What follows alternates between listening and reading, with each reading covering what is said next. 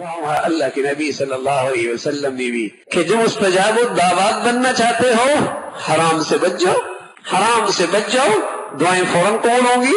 یہ حرم میں کھڑا ہے، مزدلفہ کا جسے کہیں گے بیت اللہ کا پردہ پکڑ کے ملتزم پہ چیخ رہا ہے، پکار رہا ہے، لیکن کھا حرام رہا، گناہ سے توبہ نہیں کر رہا، ہوٹل میں پہنچتا ہے پھر ٹی وی لگاتا ہے۔ تیری ملزم کی دعائیں کس کام کی؟ چیخ رہا ہے، چلا رہا ہے، کپڑا پکڑ پکڑ کے رو رہا ہے، لیکن اللہ کی نافرمانی سے توبہ نہیں کر رہا، اس کی دعائیں اس کے منہ پہ مار دی جاتی ہیں۔ گناہوں سے بچے گا تب فریادیں قبول ہوں گی، تب فریادیں قبول ہوں گی۔ سود بھی کھا رہا ہے، حرام بھی کھا رہا ہے، بے پردگی بھی ہے، اللہ کے غضب کو دعوت بھی دے رہا ہے۔ رسول اللہ صلی اللہ علیہ وسلم فرمایا کرتے تھے اذا ظہر الزنا والربا فی قوم اذن اللہ بہلاکہا، جب سود خور اور بدکار لوگوں کی کثرت ہوتی ہے اللہ اس سوسائٹی اور قوم کو ہلاکت کا، اس قوم کے لیے ہلاکت کا فیصلہ فرماتا ہے۔ ادھر تو اللہ سے جنگ کر رہا ہے، ہلاکت کے فیصلے ہو رہے ہیں، اور یہ سمجھ رہا ہے میری فریادیں قبول ہو جائے۔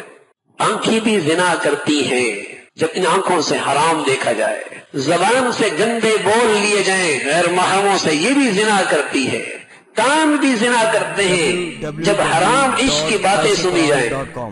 رسول اللہ صلی اللہ علیہ وسلم نے بتایا تو میرے عزیزو بندگی نام ہے اتق المحارم تکن عابد الناس، جہاں بندگی سلامت ہے وہاں زندگی سلامت ہے، جہاں بندگی نہیں وہاں زندگی شرمندگی ہی شرمندگی ہے، جہاں بندگی نہیں وہاں زندگی شرمندگی ہی شرمندگی ہے، جینا بھی شرمندہ، مرنا بھی شرمندگی، اور کل قیامت میں سارے انسانوں کے سامنے بھی شرمندگی ہے۔ اللہ رب العزت ہم سب پر اپنا فضل فرمائے، کرم فرمائے، اور ہمیں تقوی والی اور صحیح بندگی والی زندگی نصیب فرمائے، آسان فرمائے۔ وآخر دعوانا الحمدللہ رب العالمین۔